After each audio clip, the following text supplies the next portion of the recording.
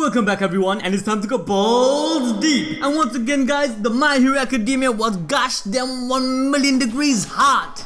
Oh my god, the gas tank is on fire!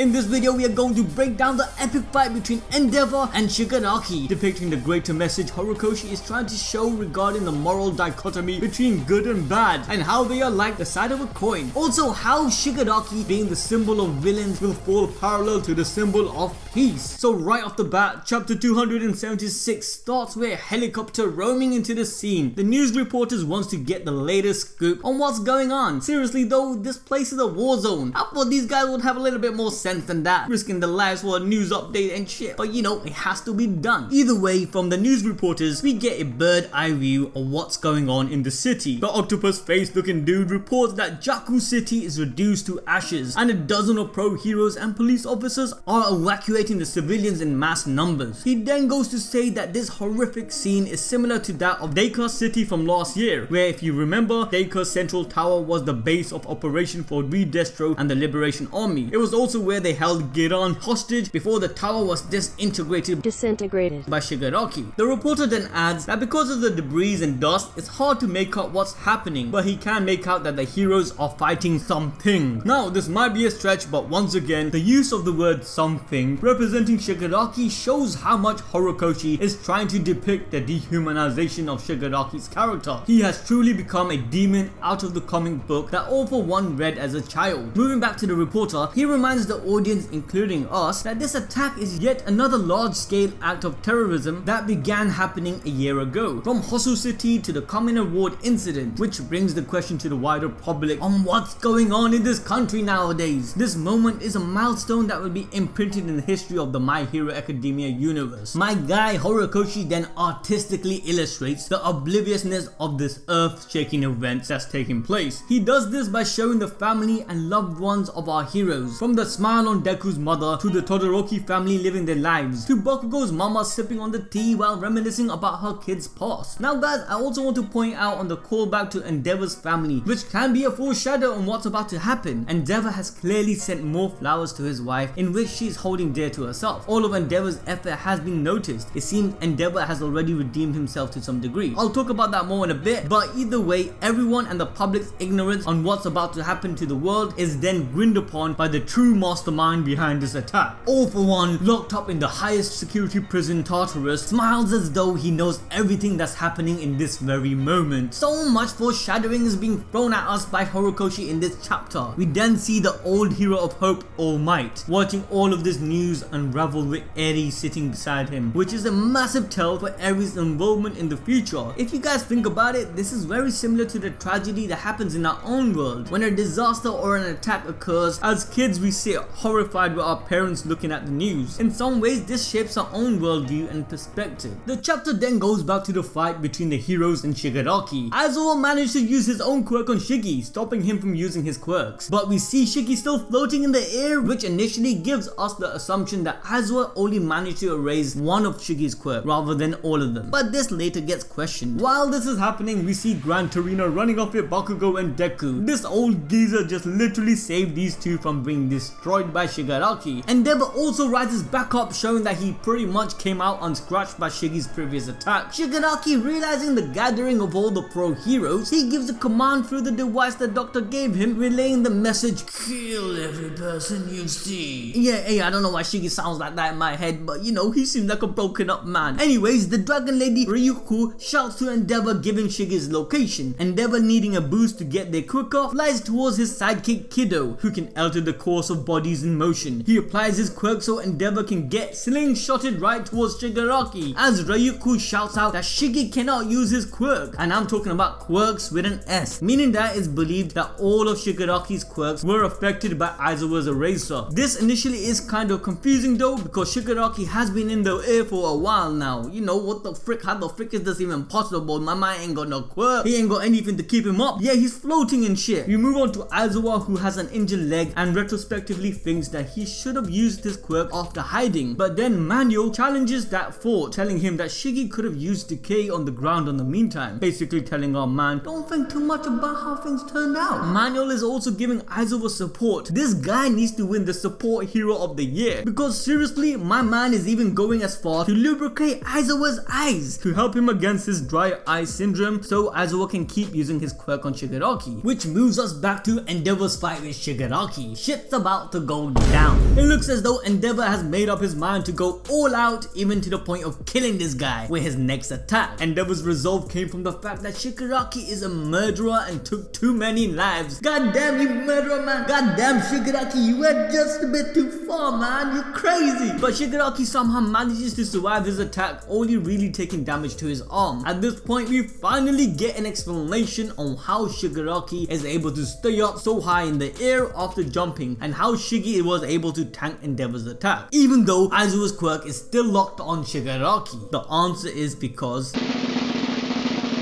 this dude is like a perfected Nomu. Yes, it's revealed that the Dr. Sab didn't just give Shigaraki All for One's quirk, but also modified his body. Do you guys remember that the first Nomu that was introduced to us? Well, Shigaraki's body composition is like that Nomu. Even though Aizawa tried to use Erase on that Nomu, it was still able to body everyone. Although All Might managed to beat it, that Nomu had an insane amount of natural strength. This also applies to the new and improved Shigaraki. However, the Doctor clarifies Shigaraki's strength is not comparable to All Might, because any more remodeling to Shigaraki's body would have overburdened his brain. Now, some of you guys might be thinking, anime balls, why doesn't these mutations get affected by Aizawa's quirk? Well, that's because Aizawa's Erase quirk doesn't really affect appendages originating from mutant type quirks, along with the main point of not being able to work on any physical strength or abilities that's not derived from quirks. So in Shigi's case, his abnormal strength is not a quirk, rather it's a body enhancement. So as Endeavour explains, Shigi is able to use his strength to swing his arms to let him move around in mid-air. Do you guys get what's actually happening? This guy is so strong, with just his raw strength, he's able to fly. This is Superman shit. Now, while this epic fight is going on between Fire Lord Endeavour and the Demon King Shigaraki, Aizawa Sensei, as he's being supported by his boys, gets his leg grabbed by a Nomu. But coming back to Deku and Bakugo, Gran Torino dashes the boys to a considerable distance away from the crowd, as Shigaraki was initially aiming for Midoriya, and he needs to be kept safe. Gran Torino explains that Shigaraki is moving fast as heck right now, and not many heroes can even keep up with him. I'm fast as fuck, boy.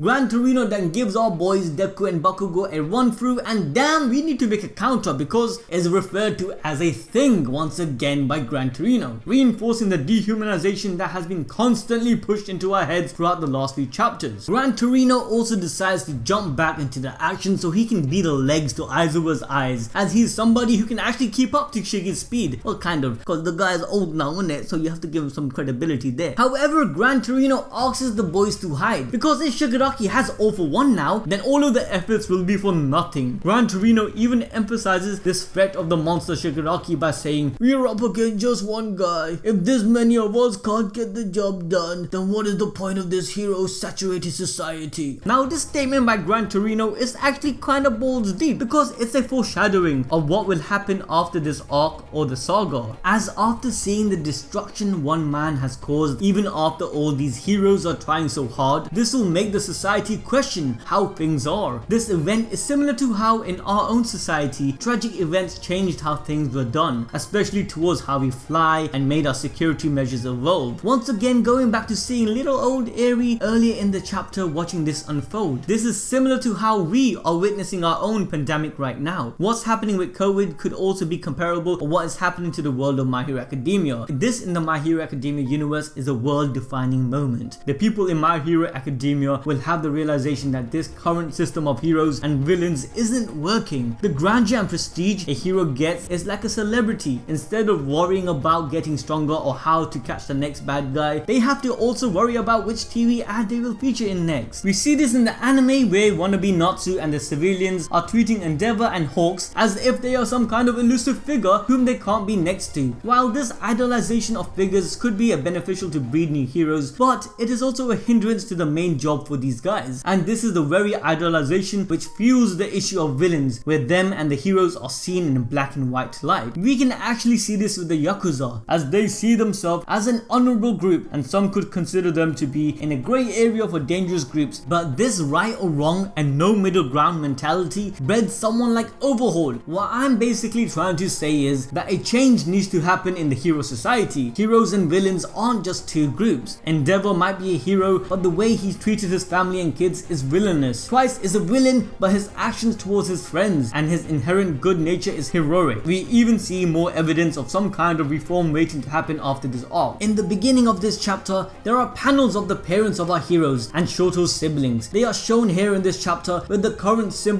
has been thrashed because they are the common folk. They have the most power to signal this change and accept a new order to their society. Just like we saw after the Kamino incident where Aizawa had to go to a press conference to tell the parents of UA that it's all going to be better. Even All Might had to beg everyone's parents after the USJ incident. All of this has been piling up since the beginning, foreshadowing this change. Don't get me wrong, the Kamino incident was massive, but these current events seems to be even more devastating to our world. So a change must happen to the current hero system, or more Shigarakis will show up later down the line because of the theory regarding quirks getting stronger each generation. Oh shit, this goes deep.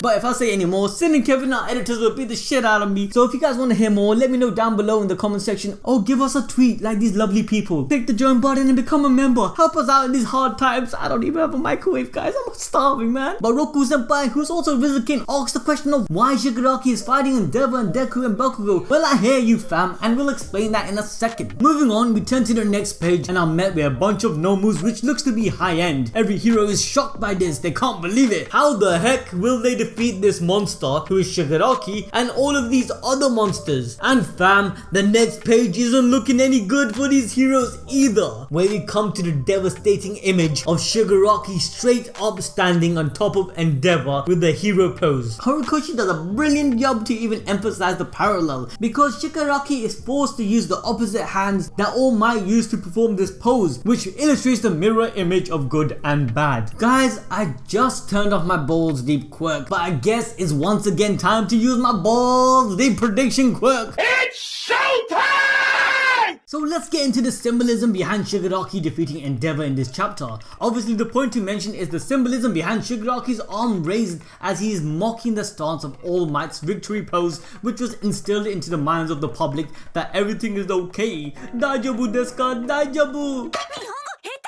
The arm raise symbolizes the heroes have won and the symbol of peace reigns on. Endeavour did a similar thing once he had become #1 to reaffirm the age of heroes and the belief of a wider society that peace will remain, and he will try to fulfill the shoe of All Might the best he can. We as a My Hero Academia community on this channel pretty much should know by now that the signs and red flags regarding Endeavour's supposed death has been piling up. If you're not on the same page and are interested in knowing more about his character, I highly suggest you guys checking out 2 detailed analysis video Ardell covered regarding Endeavour. It will be in the pinned comments below. Also please hit the notification button so you don't miss them. Anyways, in our videos we mentioned how Shigaraki will introduce the age of villains and become the symbol of terror that he was manipulated to be. Shigaraki notices the news channel with helicopters flying with the cameras, and by him defeating the #1 hero in front of everyone and raising his hands only highlights how the age of heroes has come to an end in his eyes. Our balls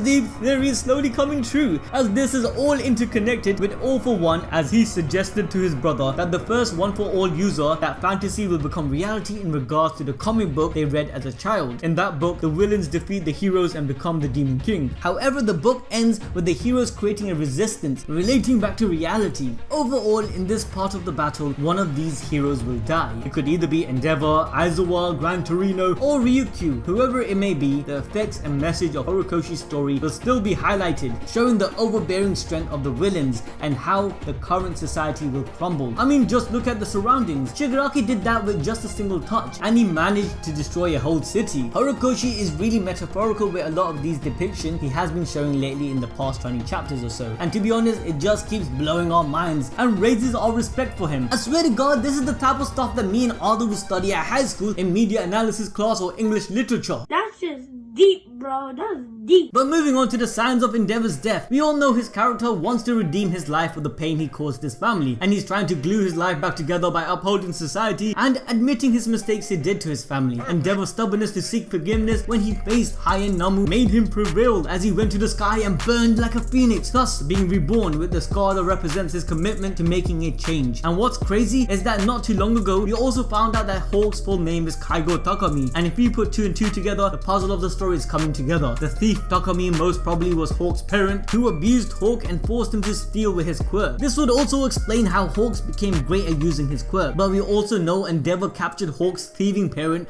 thus saving Hawks from his abuse. From then on out, Hawks as a child admired his savior Endeavour and was inspired, which led to Hawks saving the group of people from the car accident and ultimately decided his future of being an agent of the Hero Commission. In fact, we can argue that Hawks must have gone through abuse because in a flashback within chapter 191, he's in the slum all alone. Supposedly his parents are not around, right? That's because Endeavour is the one that put Hawk's parent in prison or destroyed them. So once again, Horikoshi is displaying a three-dimensional view of Endeavour, because one side of society can view him as a great hero, whilst another side, such as his family and Darby, views him as a borderline villainous person. The irony is that Endeavour abused his own family so that they can achieve the #1 spot, yet he himself saved Hawks from the same abuse. And sadly enough, his admirer Hawks ended up being in the same position as Endeavour, as Hawks have also entered the world of being morally grey. One side of society will view what Hawks did as a spy villainous, while the other side will regard him as a hero, as he helped save the world by leaking information. Endeavour's action in the past played 2 roles. Just as people with power and fame in real life have this effect on people without knowing it due to people's individual perception. The writing on Endeavour's character is so deep and misunderstood that if you want a full analysis of all these concepts once again, maybe I'll do it if he dies. Let me know by smashing that like button to show some interest in this topic. Anyway, the Todoroki family believe that Toyo Todoroki is dead due to Endeavour's action killing him. This is what caused the rift between him and his whole family losing respect for him or even caring about his dream. It now makes it more clear as to why Ray ended up in hospital due to the mental abuse and struggle of losing his son. However, we notice in chapter 276 that Endeavour has sent fresh flowers to his wife at the hospital. That is the one she likes the most from their first date, therefore showcasing how much he loves his family and will do anything to get them back. The toxic ambition of Endeavour displayed the ugly side of himself. Horikoshi has now set up a test for Endeavour's change of heart and to see if his convictions are true as he faces Shigaraki. Endeavour's true goal is to secure a future for his family, stated in chapter 192, and he says this again to Natsu and Shoto in chapter 252,